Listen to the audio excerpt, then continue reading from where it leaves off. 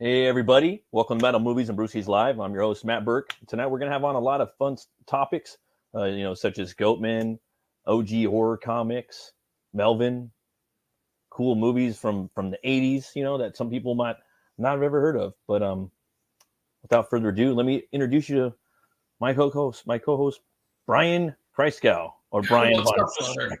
How you doing, brother? It's good to see you, man. You too, man. You too. I'm doing all right. I'm doing all right. A little bummed out. I was supposed to get a cat today. Oh, was up for adoption. Like a friend of mine, my boy Chris, he was just like, I got a cat, perfect cat for you. He sent me pictures, and like this lady loves him but has to get rid of him because the other cats are just not having it.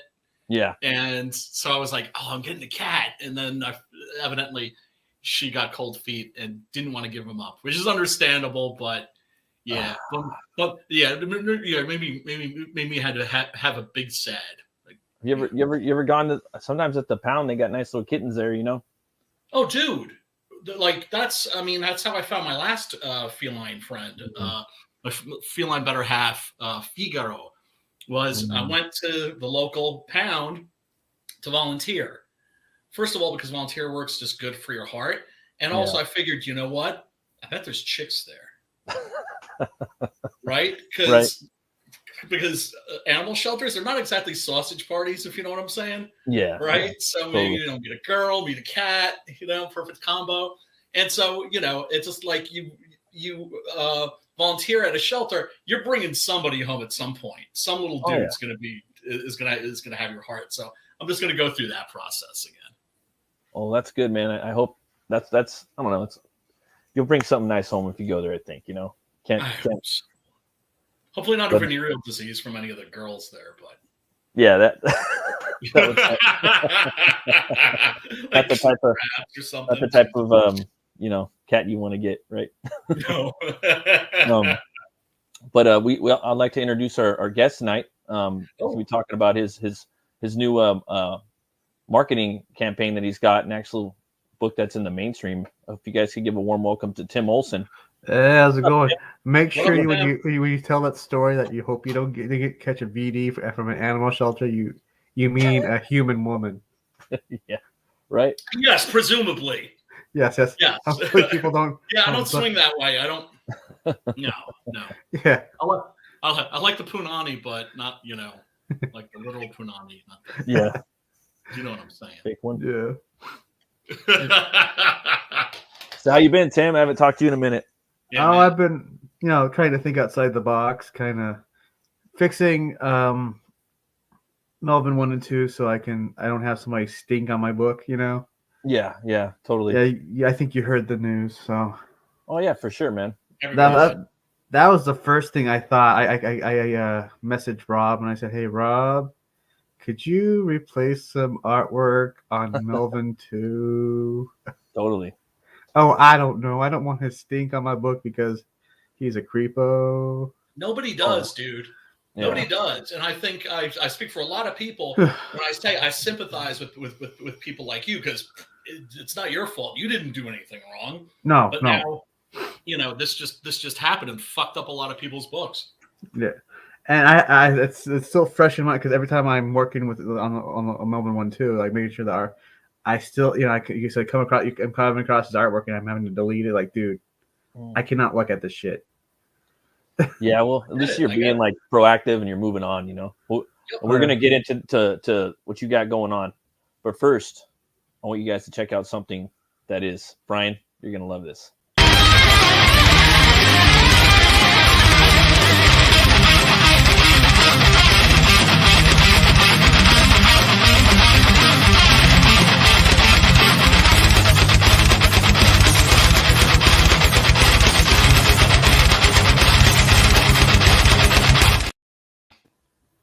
EC Comics is coming back. I heard about this. Only legendary publisher. Did you know this, Brian? No, I hadn't heard this. Legendary publisher EC Comics is coming back from Oni Press. So EC Comics right here once a major force in the comic book industry, selling enough books to rival giants like Marvel, DC, and Archie. Now, nearly 70 years after EC Comics met its premature end, the company is returning as an imprint from Oni Press. Oni has become the official home of EC Comics brand via a partnership with William M. Gaines Agent Incorporated. The new line will be overseen by Oni Press president and publisher Hunter Gornison and editor-in-chief Sarah Hahn, in partnership with Kathy Gaines Misford and Corey Misford, the administrators of William M. Gaines Agent Incorporated. The first 2 EC Comics titles will be Epitaphs from the Abyss, launching in July 2024, and Cruel Universe, launching in August 2024.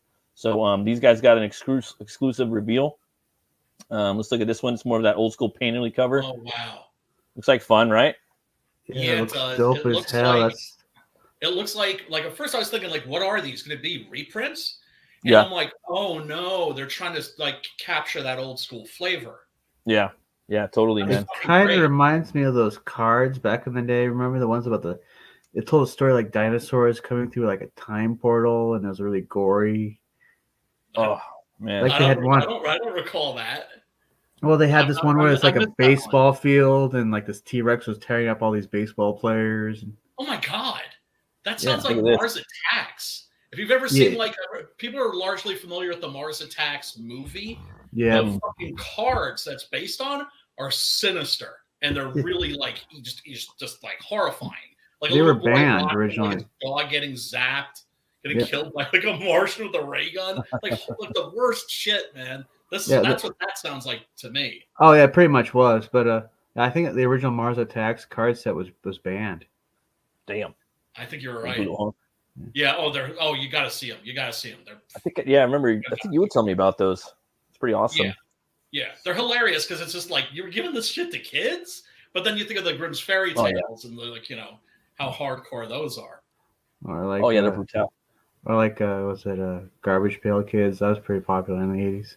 Oh yeah, I love those. Have you ever seen the Garbage Pail Kids movie? Yeah, no. Back in the day, but you're not missing anything. But look at this. This Lee is Bermejo, dude. Right here, Lee Bermejo. I guarantee you that there's going to be like some major talent that are going to want to work on this. Oh yeah, Lee Remember, Bermejo is at the top. Like right here, look at this. It's Lee Bermejo cover, and they have some talent right here. Jason Aaron's going to be writing something. Brian Azzarello, Rodney Barnes, Karina Bechko, Cullen Bunn, Christopher Cantwell, Cecil Castellucci, Chris Condon, Joshua Hale. I don't know. Phil Clove. Jay Holton, Jeff Jensen, Matt Kent. We know that name. Sean Lewis, Stephanie Phillips. Heard of her. Jay Stevens, Zach Thompson, Ben H. Winters, Kano, Peter. Yeah, there's just a bunch. Everybody wants a piece of this, Every time I hear Kano, though, I think of Mortal Kombat. Yeah. There's no Heather Antos on there? Damn. Right. So yeah. Yeah. I don't know, man. I'm pretty excited about that. Are they going to use the characters like the Crypt Keeper, the Vault Keeper, and the Old Witch? Doesn't look like it. It's not to. It doesn't look like it. I mean, I think it'd be pretty lame if they didn't, but it doesn't look like they are. It looks like they're kind of getting away from that. Oh man, because it was with like the face. Retro. Yeah, because that was like the face. That's though. The thing. It's like that I love. That's the stuff that I try to do. It's retro, but it's modern. You know what I'm saying? So it's a modern level of sophistication, and also in terms of like the artwork and everything, but it's old school at heart. And if they don't use those characters, then they're right. Those are like the face of that. Iconic. And I would argue to say that that Marvel and DC weren't as big when they when EC was kind of like EC was like ruling the whole thing. Yeah, they were the top dogs, Started a moral panic.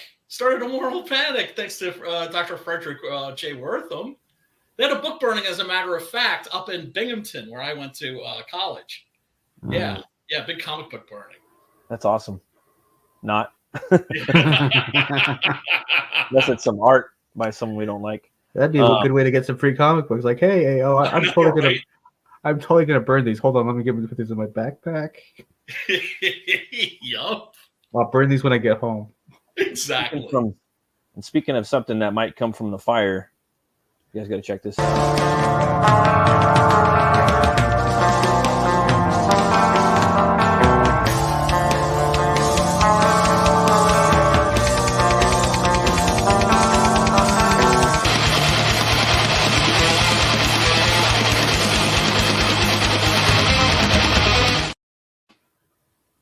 Goat Man.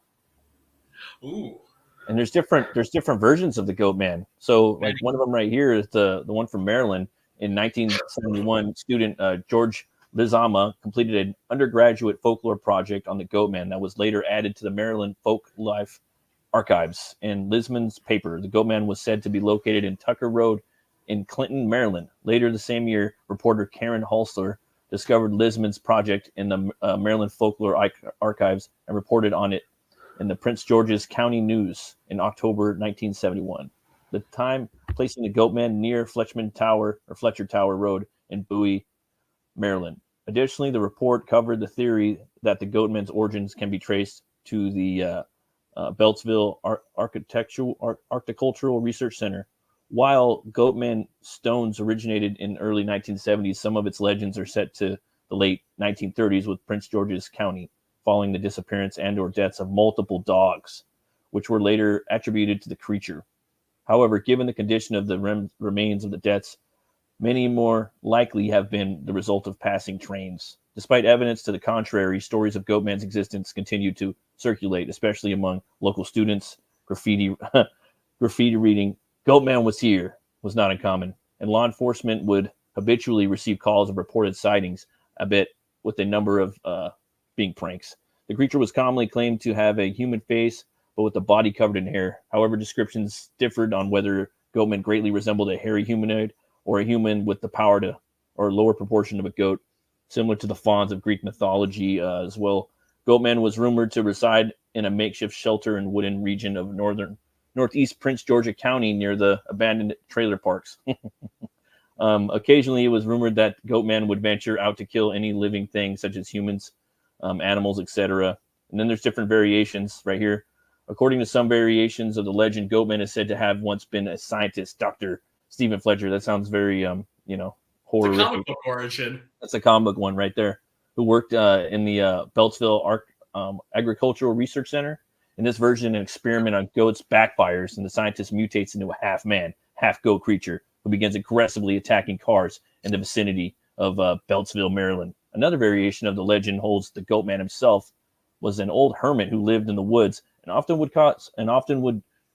could be seen walking alone at night along the Fletcherton Road. According to the University of Maryland folklorist Barry Pearson, the Goat Man legend began long ago and was further popularized in 1971 when the death of a dog was blamed on a goat man by local residents. Pearson relates that bored teenagers keep the Goat Man legend alive by repeating the story and suggesting the creature attacks couples. Frequently, the locals' lovers' lane, subsequently stirring interest in the sites of the Fletcherton Road. Now, from the Cryptidnals, they have their Goat Man, and that's the old Alton Bridge. And there's two different ones in Texas. So you have the Lake Worth Monster, and then this one. This is the one that's pretty, I think is the coolest one. We can get into that. The old Alton Bridge, also known as Goatman's Bridge, is a historic iron truss bridge connecting the Texas cities of Denton and Copper Canyon, built in 1884 by the King Iron Bridge Manufacturing Company. It originally carried horses and later automobiles over Hickory Creek at a location that once was popular by Ford for crossing cattle. The bridge takes its name from the abandoned community of Alton, which between 1850 and 1856 was the seat of Denton County. The bridge is the subject of several ghost lore stories featuring a vengeful ghost. The heavily traveled old Alton Bridge, remained in constant use until 2001, when a vehicle traffic was moved to an adjacent concrete and steel bridge. Prior to the new bridge, it was necessary for motorists to signal with a car horn before crossing the single-lane span. The new bridge straightened out over a sharp curve on both sides of the creek and provided additional travel lanes. Let's get into the ghost lore, okay? Locally, the bridge is known as Goatman's Bridge, and it is said to be haunted by a half-man, half-goat figure called Goatman. The belief is based on the legend of a black goat farmer named Oscar Washburn, who was once said to have moved his family to a residence just north of the bridge. A few years later, Washburn, having become known as a dependable and honest businessman and dubbed the Goatman by locals, displayed a sign on Alton Bridge reading, "This way to the Goatman." By the success of black men was still unwelcome to many. And in August 1938, Klansmen and the local government crossed the bridge and kidnapped Washburn from his family. They hung a noose and old Alton Bridge, and after securing it around his neck, threw him over the side. Damn. When they looked down to see if he had died and the noose was empty, in panic, they returned to his family home and slaughtered his wife. Horrible, horrible.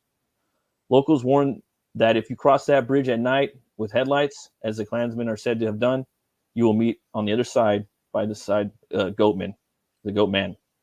Ghastly figures and strange lights are said to appear in the surrounding woods, as well as reports of visitors being touched, grabbed, and having rocks thrown at them. The legend results in this area around Old Alton Bridge became popular among paranormal investigators. So that's pretty crazy, man. I love what 656 did with this character, you know? For sure. Because when I first heard Goatman, I was thinking, what, a satire? Yeah, right? Yeah. No. Why not just call it a satire? Yeah, satyr. Right? But then the folklore seems to go back. What up, Phil? The folklore seems to go back to a guy that just had a goat-like appearance. Socrates looked like a goat man, but spoke like a god. Exactly. Said, right? But then you've got all this new folklore. It keeps changing. And then, of course, God bless those kids that are all about keeping it alive. Right? I like the cases where they sometimes find that like urban legends are actually real. Like the Cropsey was one of them. Sure. Oh, yeah. A lot of them have their origins in reality, for sure. But then it becomes like a game of phone, right? Oh, yeah. Where like each time it gets passed down, people make changes to it, and it gets so distorted, it's like unrecognizable from its origin. Yeah. Or there was where I lived in Salado, there was the old witch's house. Every town has that spooky spot, and you know there it's that damn bridge. And the kids go there and dare each other to go there. Yeah. Have you ever heard of the old witch's house? No, please elaborate. What's it all about? In Salado, it used to be a rite of passage to knock on her door and run away as fast as you could. But there'd always be like these bikes along her fence, and they thought that was the victims that didn't make it. Right. So one day a kid goes to knock on the door, right? And I think it's like during Halloween. But there was a smell coming from the house, right? And I guess authorities were called, and they found out she had died. Oh, wow. But in her basement, there were all these little bones, and they thought they were cat bones. When they analyzed them, they found out they were little people bones. Oh, Jesus horrible. Christ. Yeah. Scary, man. Supposedly. Now, is that a legend, or is that verifiable fact? Yeah, I don't know. That was just part. I went on a tour, and that's what the tour guide said. That's the folklore. Right. Yeah. Here's a Goatman book right here, a comic right here. This guy, Joseph Oliveira, he's a dude from Wales. He has it's called Afterlight Comics. He does all horror comics. That's right. He had like submission thing or something. I don't know. His books look fun though. I haven't checked out any of them, but he's got Mothman, Goatman. He has all these cryptids, board games. I've watched him grow over the years. I'd like to get him on the show sometime. Yeah. I'm sure I'm sure 656 knows about the dude. It's like probably. I don't know. They're pretty big, both of them. As far as like cryptid books at the time, that looked really cool. They got a lot of Goatman stuff on here, bro. Well, Goatman's pretty popular.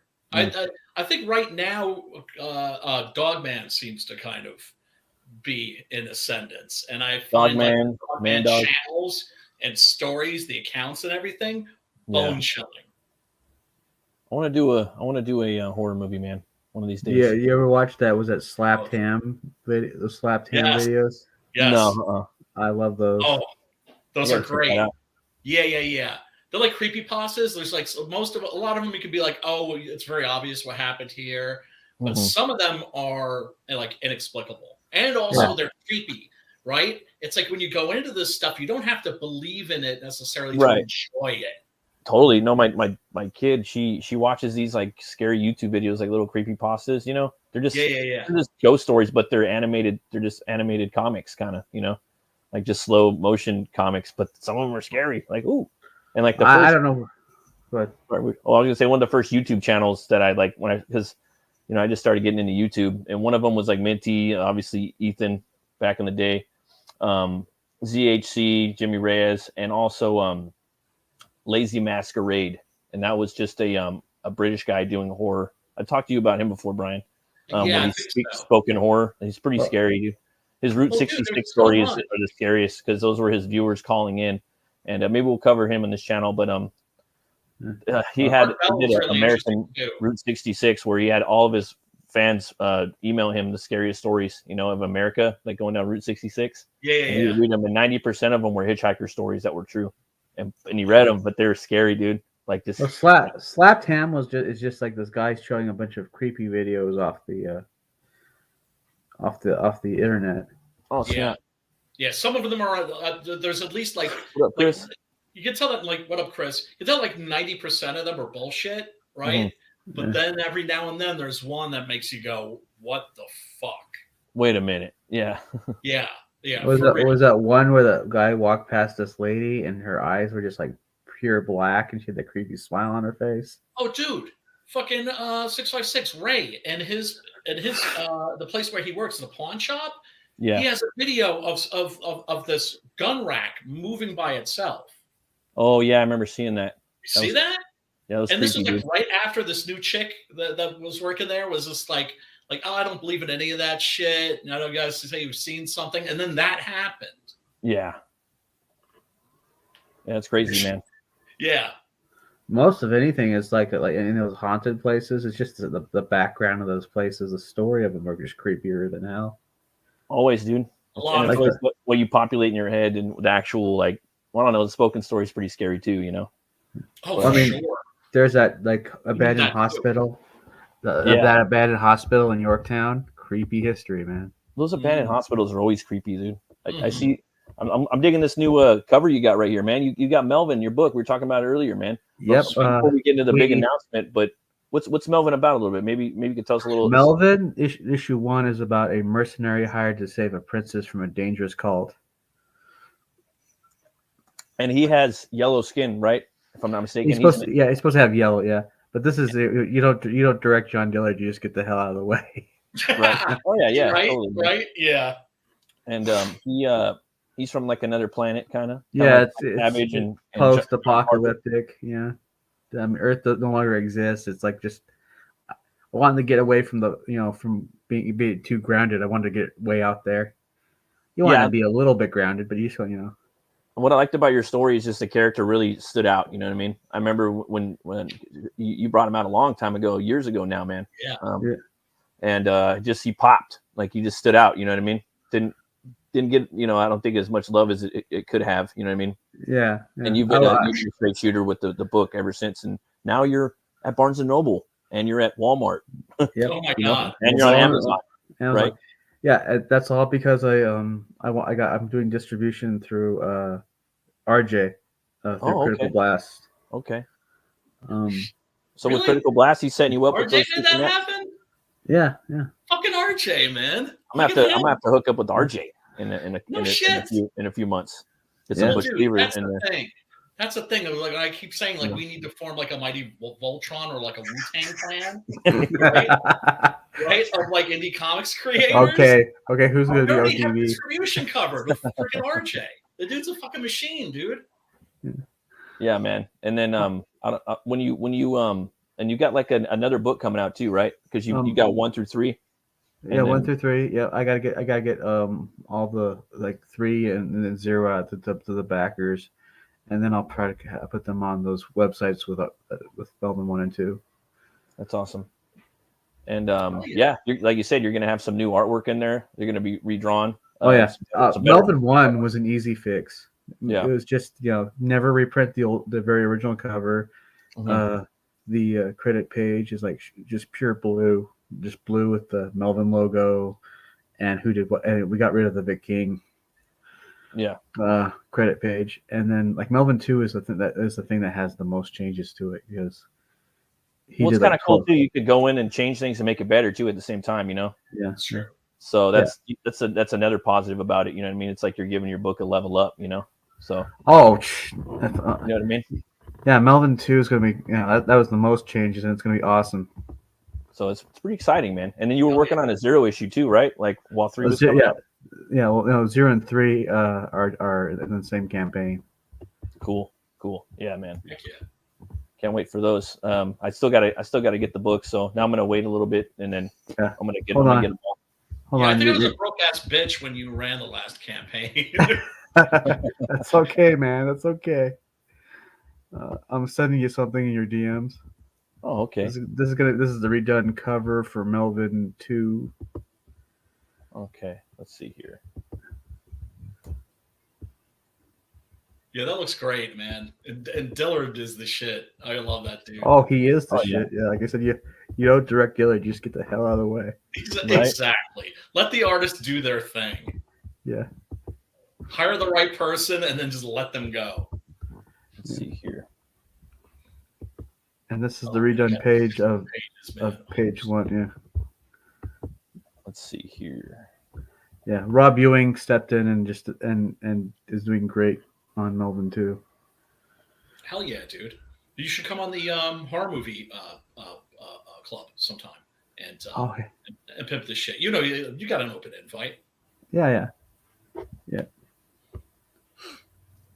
Let's see here. You've been watching they got creature features on YouTube.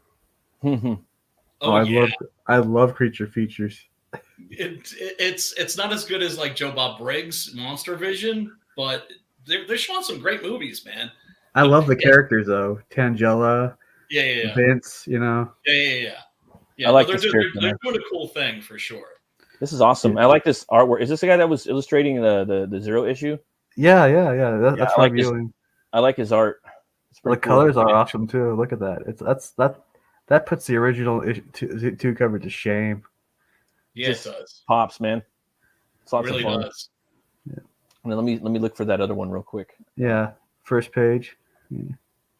It's like some stuff looks better in black and white, some stuff looks better in color, and it's not even a quality issue. It's just like, I don't know, something that's difficult to define. But yeah, that looks dope. Yeah. Well, Melvin 2, it's like a continue. It takes place naturally after issue 1, but I want to do one where they crash land in order to get the part they need. They have to save the town from the cult, and I wanted a villain that was kind of like Overkill. Oh yeah. But and I wanted to do kind of like a metaphor for like you know how Antifa, they're tough with their hoods on, but as soon as their hoods are taken off, they're weak bitches. Yeah. So heads anyway, but yeah. So this guy he's got this hulking metal armor and he's tough, but as soon as he takes off, you know, he gets his helmet knocked off. He's this weak little bitch underneath. It's his cap. It's his cap turned back. I was gonna say too, like that you have the same artist for issue 2 and 3, right? Or is that correct? Let's see. One is the inside pages for one is Sherwin. Okay. And the inside page for number 2, the new version, is going to be Rob Ewing. One page done by Andy, God rest his soul, and Sid. Okay. Yeah, Sid came in and actually saved the book because he did the rest of it. And then 3, who's 3 drawn by? 3 is done by completely by Sid. Okay. It's inked by Rick Piper, and the cover is colored by Rick Piper. Oh, okay, cool. And so this issue is 2, and it's by Sid or that's Rob Ewing, and then Andy, and then Sid. And then 0 is by Rob Ewing also, right? Yeah, yeah. That's cool. He drew all of 0. That's awesome. And then how many issues do you plan on making, dude? As many as possible. I want it to be as iconic as Spider-Man when they say, you know. Oh, people love that, man. People are really gonna love that. You know, people like when you have the character. Do you have his origin in the story or no? 0 has the origin of how he became a mercenary. I wanted to do like I really love the movie Gladiator. You know how he kind of like lost everything and then he found purpose by being a gladiator. Yeah. Well, it's cool. Don't ever give the main origin of him. You know what I mean? But that one's cool. Yeah. Keep it. If you're doing that, if you're gonna keep it on, it's just my recommendation. Oh yeah, people savor that origin, you know, like they did with Wolverine. You know, that's what Pete's doing with his King Cryptid too. Pete Samedi. I think it's. I don't want to give it all away at once. Yeah, you could wait a bit. You know, that's cool, man. Yeah, everybody. Sorry, it's just a thing I noticed is. I got the link right here for Melvin on Barnes & Noble for the first graphic novel. You guys can go check it out. Yeah. And it's also my apologies everywhere now. No, it's okay. Finish what you're saying. like I said, most of these characters that we were getting, everybody's getting noticed, but nobody's getting, they're not a household name yet outside a little. Like I could go say Butch Cleaver to some random stranger, and maybe then not everyone's heard of it. Nah, no one's heard of it. Yeah, like what's that? What's that? A lesbian or something? I'm like, no, or a lesbian killer? I'm like, no. Well, that's what we got to change. That's what we got to change. Yeah. That's the goal to reach for. Yeah, it's like it takes time, and just got to keep pushing. Yeah. Yep, long game. There's something too I want to show you guys that a lot of people don't know about. It's this movie. It never really I don't know. A lot of people know about it, a lot of people don't, but reminds me of like a Frank Miller comic. Let's go ahead and check it out. This one's called Streets of Fire. Here's the trailer. Oh, Interesting. Got to see this in 4K at the shit. I loved Walter Hill from that era. That is so cheesy. It looks fun to watch. I like that song, dude. That song's catchy as all get out. It's for me, really, really good. It almost feels like it's in the same universe as like The Crow in some ways, like maybe a couple years earlier or something. Like it almost looks like Detroit. You have like It's not a real place. No, you know it's all fantasy. It tells you right off the bat, like this is a fantasy world. Yeah, right? It has like the 1950s feel, the greasers, but then it's got the 80s vibes, and I don't know. It's just kind of comes off a little B movie-ish too, which is great. Yes. Yeah, and then they have this sledgehammer fight at the end of the movie. It's really cool. In the streets. And my dad got me into that movie. I really liked it. I thought that was one that was kind of underappreciated, ahead of its time. Much so. So much so, it has kind of gotten its props lately when it got re-released in 4K, and it was playing at like art house theaters. Re-released, like I said, I didn't get to see this in the theater when it first came out. Saw it on video, fell in love with it, and then the Alamo Draft House was showing it. Oh, really? In 4K when the 4K came out, and I went to see that, and I remember just sitting there and fucking munching on a burger and some deep fried pickles and sipping a beer and just being like, "This is the shit right here." Oh, for sure, man. That sounds like kind of sounds like it's a cool movie, like The Warriors or something. Like you. So it's written by the same director. Yeah. Yeah. Walter Hill is one of the people behind Alien. You always see his name in the credits of like the Alien movies. Yeah, I kind of feel like it should be double billed with The Warriors. Oh yeah. It has that feel like a fantasy New York. To me, this kind of feels like a fantasy Detroit in a way, Yeah. It's very comic booky. I remember when my brother and I first saw it, we were like, damn, that's like something out of like heavy metal. Yeah, definitely. Or Frank Miller too. Flash. Yeah.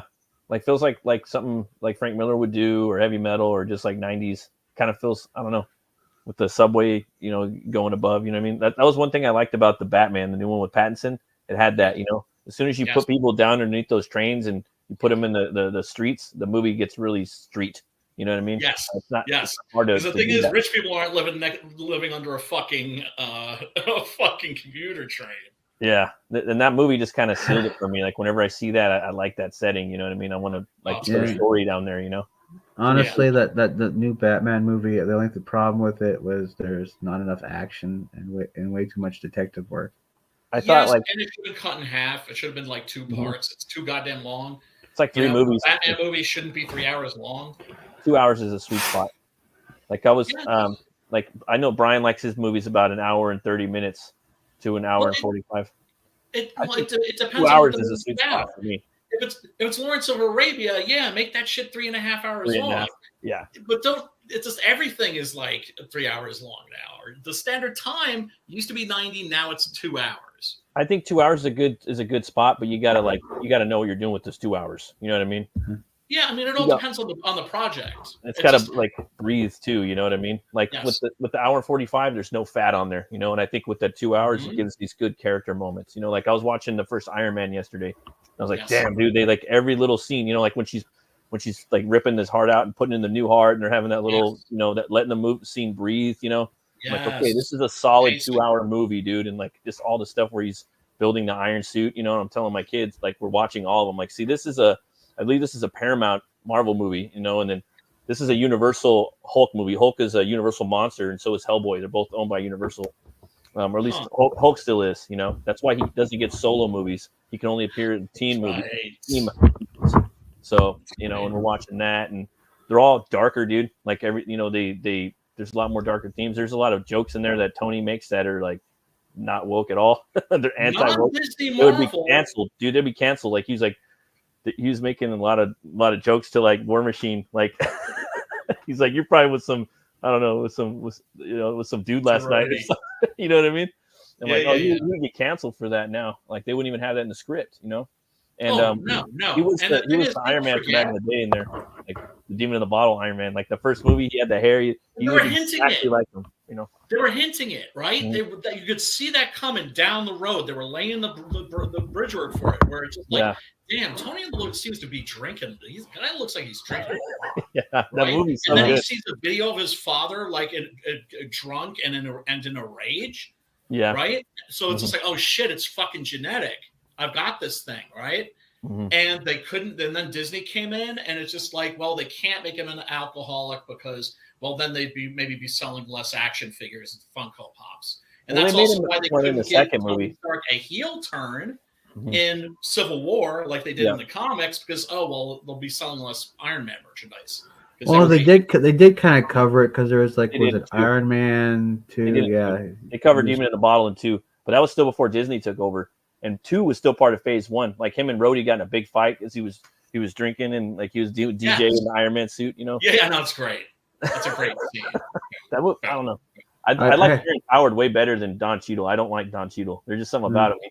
He doesn't scream badass. You know what I mean? Terrence Howard is a brilliant actor, one of my favorites. The guy brings incredible emotion to his parts, but he fucked up because he wanted more money. He's like, I'm wearing an iron suit too. I don't want to say I'm not, but it's like Rhodey's not a charismatic. Like he's not as charismatic as Iron Man. Like he's also anybody is. It's just like then you're going to be in like 12 other movies. Yeah. It's the same thing with Samuel L. Jackson and Norton too, man. Like Norton. I don't like Ruffalo's Hulk. I don't like Smart Hulk. It's cool for like half a movie maybe. Right. I don't like my Hulk that smart. It's just. No. I want him as a monster, dude. You gotta have. He was smart when he was the Gray Hulk. Yeah, with Joe Fixit. Joe Fixit. But that smart Hulk from the '90s, like it's cool and all for a little bit, But I don't know. It's we pretty never lame. get to see Sad Hulk. That's the thing that always pisses me off. We never get to see like Herb Trimpe, the Hulk from like the '70s, the Silver Age Hulk that I grew up with. Who was just funny and awesome, but also really sad. Yeah, I watched Werewolf by Night last night too, for the first time. Oh Christ! What did you think? Well, or black and white, because I know that they released both versions. I kind of like I haven't seen the colored one. I like the black and white one. I mean, I thought it could have been better, but it was okay. Man-Thing is Groot. Yeah, he's kind of. Man-Thing is not supposed to have a personality. He does have a personality. Reach over and fucking give you a hug or get you in a friendly headlock. He's literally mindless.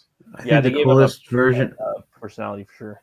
I think the coolest thing I've ever seen Man-Thing do recently is in Marvel Zombies 4, where there's a zombie wandering around. He just picks it up and burns it alive. He was doing a lot of that too in there. Like, I mean. It's kind of like, I don't know. I ain't gonna lie though. Like, I do want to see a movie with all the monsters. Like, because I'm too, but not like this. No. I'm so disconnected. I'm so checked out from Marvel. I have zero expectations. I just want to see it all burn down. Yeah. So then, the ashes will fertilize the creative soil, and someday people are going to come back and go, you know what? We should resurrect that franchise, and then maybe they'll do it. And then they changed Jack Russell around. Morbius and Werewolf by Night movie. Although Deadpool 3, though. Deadpool 3. I am still going to watch that one. Yeah. I'll check it out. But they changed Jack Russell around. They made him Mexican. He's I don't think he's Mexican in the books, right? No, he's not.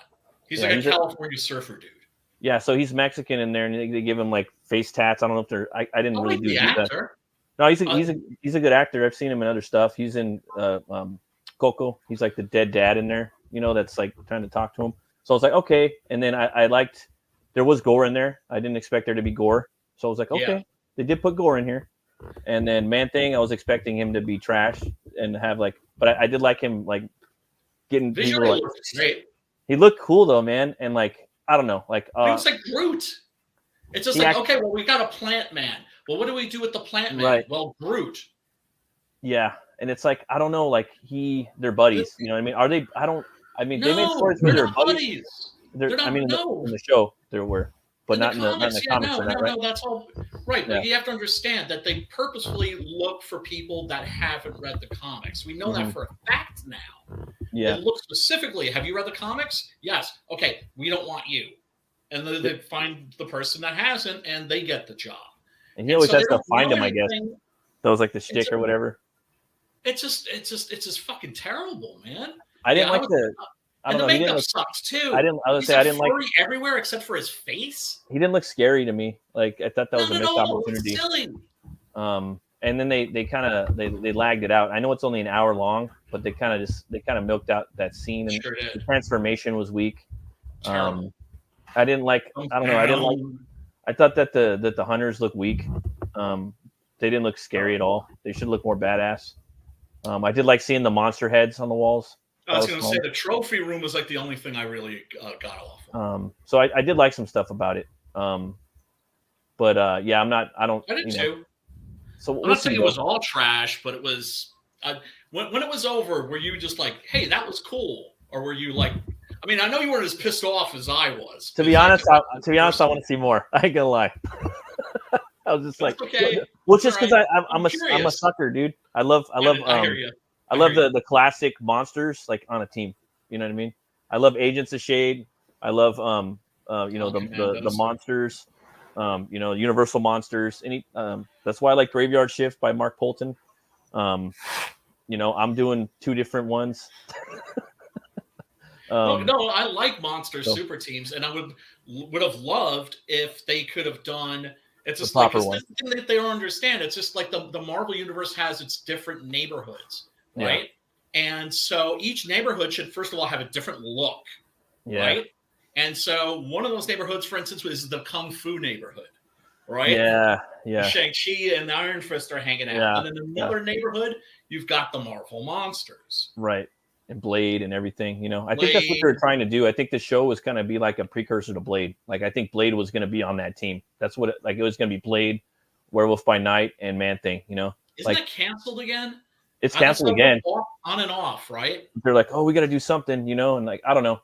The actor was cool, like the face tats were okay. No, he'd be great, but I makeup is weak. He knows that they were going to use a dog shit script. And I think he said no to the dog shit script. Like I'm not doing. The Blade shit. Yeah. Oh yeah, sure. He turned that down. That's from Wesley Snipes to me is always going to be Blade. I'm sorry. Oh, I agree. He's irreplaceable in my opinion. Michael Jai White would have been great. Would have been a great Blade for TV for the TV series. I said on Michael Jai White's Twitter, I'm like, hey dude, you need to play this Blade, and they're like, I put the one with the big fro and the yellow. I'm like, this is what you need to do. This is the Blade we need, and like people are starting to hit like on it like months later, because he's doing Tiara, man. He's doing a blaxploitation western now with the same team that did Black Dynamite. I haven't seen it yet, but I want to watch it. So. I haven't watched it yet either, but that is out there, and it's a cool idea because it's like instead of doing another satire, he's doing another movie that's starring the same actor that's in Black Dynamite. Yep. Because there was the blaxploitation western that was an actual subgenre. Oh shit! I didn't know that. Yeah. Let's check that out. What we got a little game right now for everyone watching. Oh shit! Hold on your butts. Oh snap! Black Metal Decode.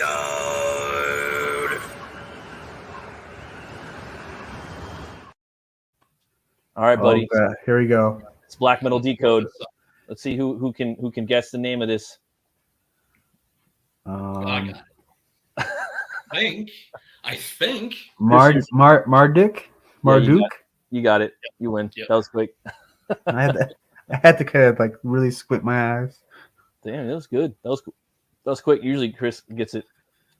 He's really quick with it.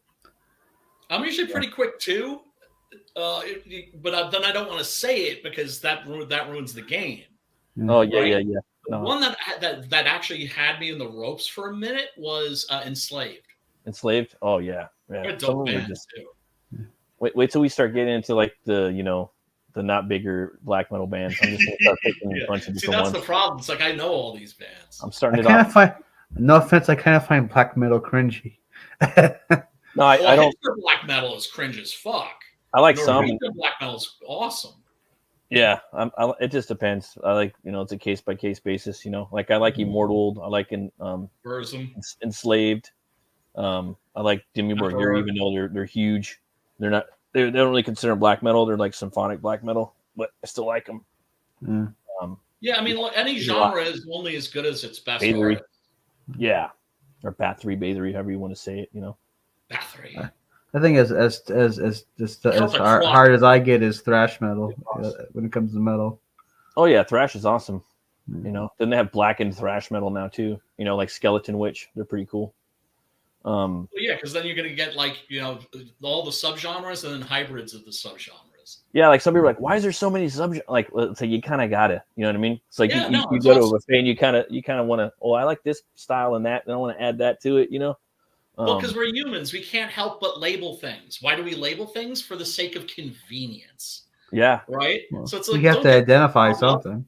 Yeah, and if you know like what you want out of death metal, like there's certain things, like I want this from that and this from that, and there's so many little technicalities where you could kind of put them together, and it's easier to kind of do that, I don't know. It's pretty crazy. And it makes it an interesting playground for artists too. Oh yeah. Yeah, well you got hardcore, and then you got melodic hardcore, and then you got horrorcore, and then you got Ramones core, punk bands that sound like Ramones bands. Yeah. I got a little something I was gonna share. I'm gonna be launching Butch Cleaver 1 and 2. It's basically the Butch Cleaver 2 catch-up campaign or second chance campaign on Fund My Comic. I actually got approved by Fund My Comic. Yay!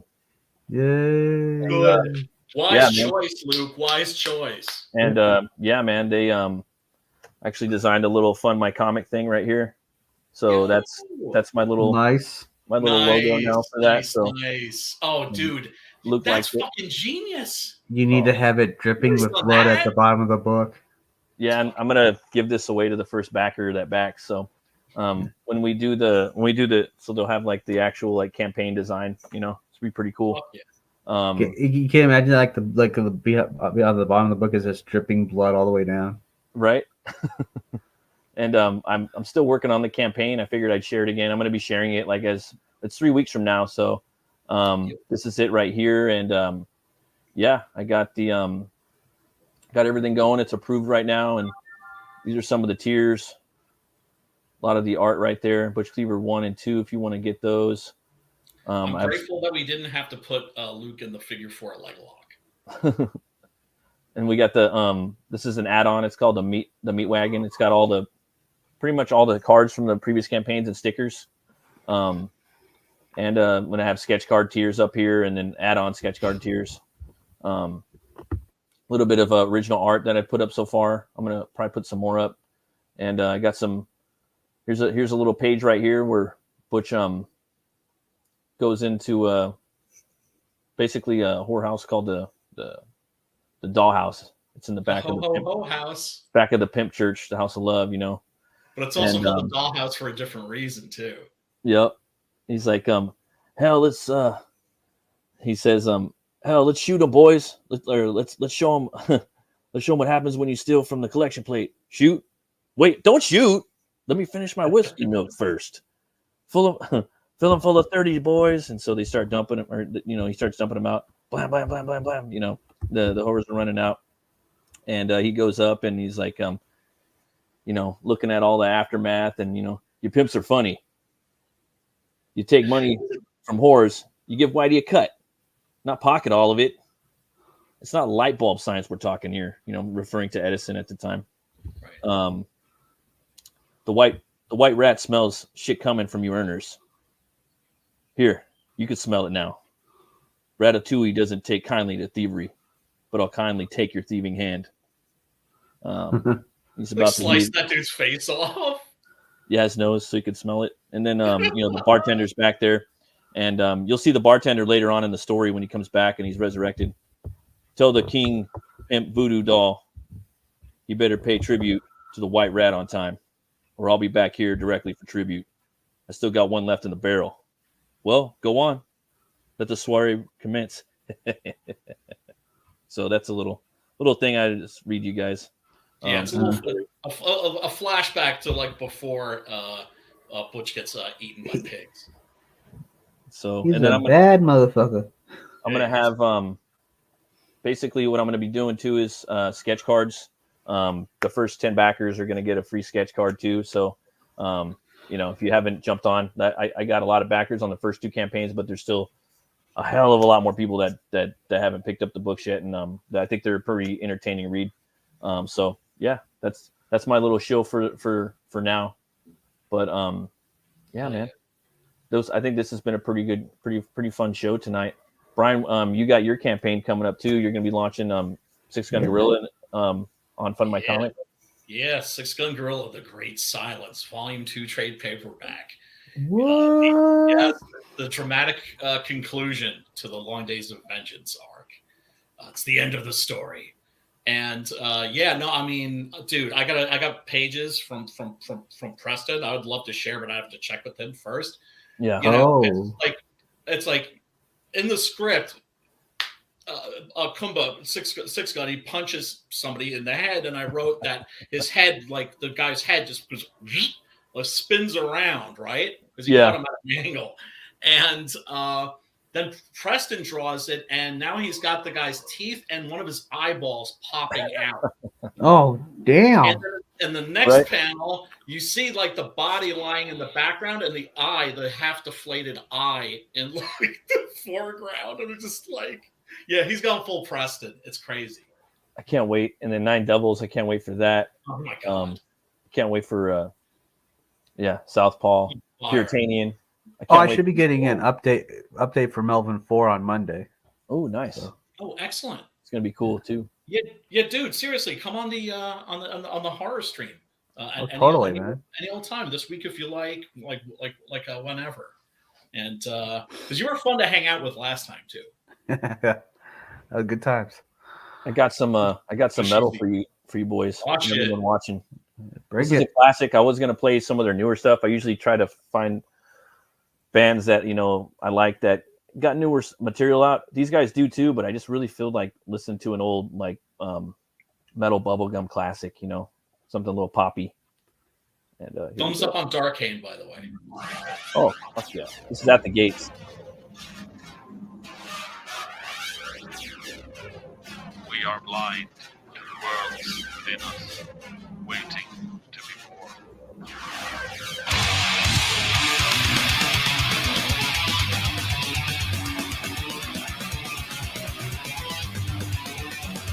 That's the drummer, Pedro Caicedo.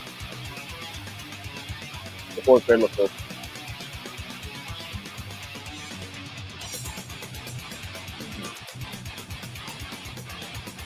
Jackson guitar.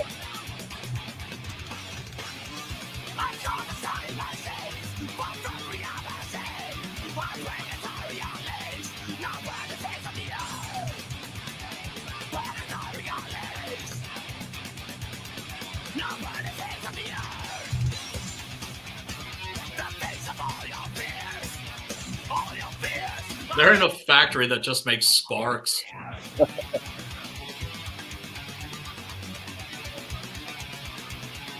That drummer is insane, man. Oh shit.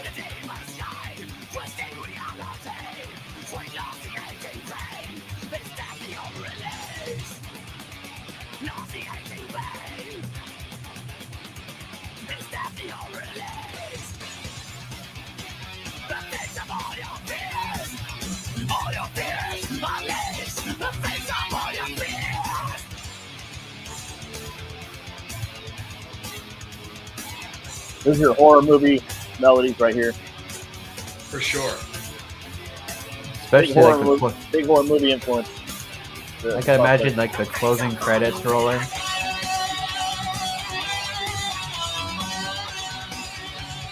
Well, horror is very metal.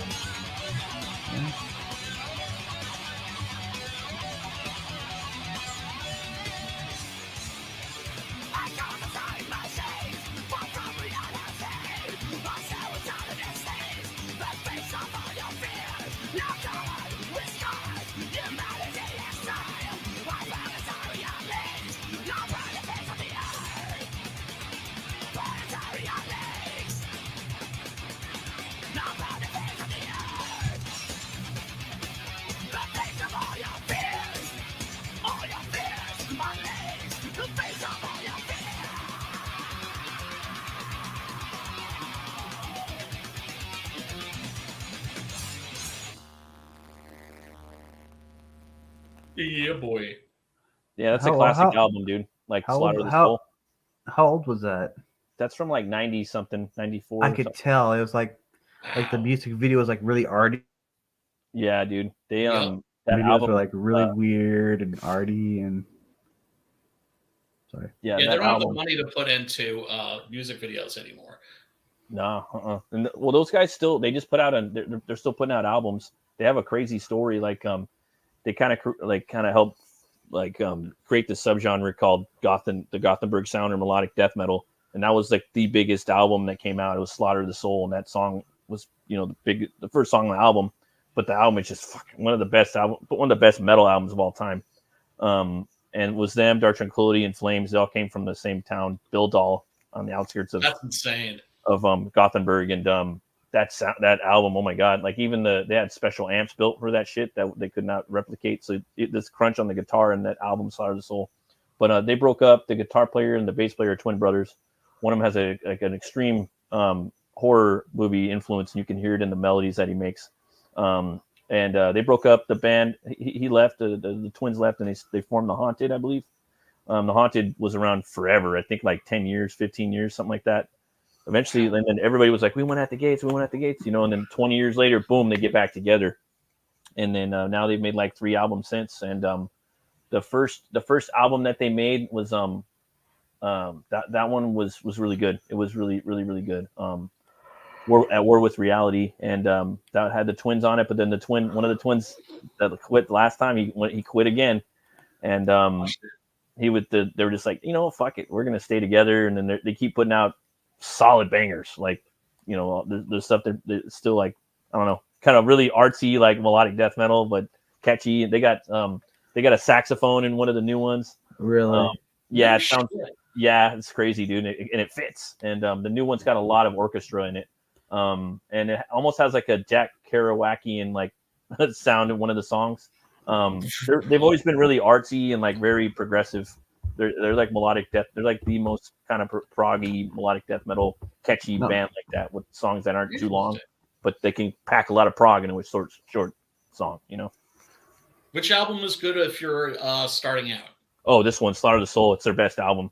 It's like it's one of the best metal albums of all time. Demanding what band, like just banger after banger, like what the hell, and like he has his own style of singing, and Thomas Lindbergh, I think that's his name, and he's been in punk bands, and he takes that same style, and it just kind of fits with different genres of metal and punk. It just sounds cool, I guess he's a teacher, like on the off time, That's awesome. Yeah, dude, it's crazy. But imagine your teacher's like in a metal band. The only thing better than that had to have been George the Animal Steele's students. I know he was a teacher. Right? Oh man. Yeah. He would teach like during the regular school year, and then during summer vacation, that's when he would go and become George the Animal Steele.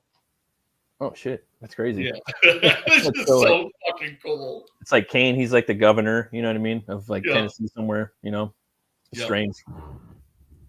Well, thanks for coming on, guys. It's been about an hour. I usually do this show for about an hour or so. Just kind of keep it. Thanks for having us. Yeah, bro. thanks for having me, man. Oh, for sure, man. Time flew. They're really fun. I try to pick things I like talking about, so fun for me as well. Well, yeah, I would hope. Yeah, if right. Host's not having fun, nobody's gonna have fun watching you. Right. So, I like to talk me some shit too, but it gets old after like 5 minutes. But yeah, man, thanks for stopping by, guys. Everyone, thanks for coming by and checking it out. And always remember to be bold, be brave. And where can I find you, Brian? Oh, at Brian Christgau on the Twatters. Brian Christgau on the Facebooks and on the YouTubes. I got a YouTube channel. Go check that out. It's Brian Christgau 1415, I think. And hook a brother up with some subs. Oh yeah, that's what's up. Yeah, I've been getting some subs lately too, man. I got like just 4 the other day. Nice. Sweet. Tim Slow and Olsen. steady, man. You Yeah. can find me on the Twatters under Timothy Lee Olsen. Long story. You can find me on Facebook under Ols Max. It was my backup. It was my backup account. Now it's my regular account. That's the regs. Oh, shit. Yeah, For sure, man. that's where you can find me. And of course, bothering people on YouTube. I can't wait to, I troll most of the time in the chats when I'm drawing, and but yeah, man, thanks everyone for coming on again, and you guys can find me on Twitter at Roomcutter Comic and Batmerk on Instagram, and Movies and Brewskis on YouTube. And as always, folks, remember to be bold, be brave, and roll the bones to know your role. I'll see you guys later. Bye bye.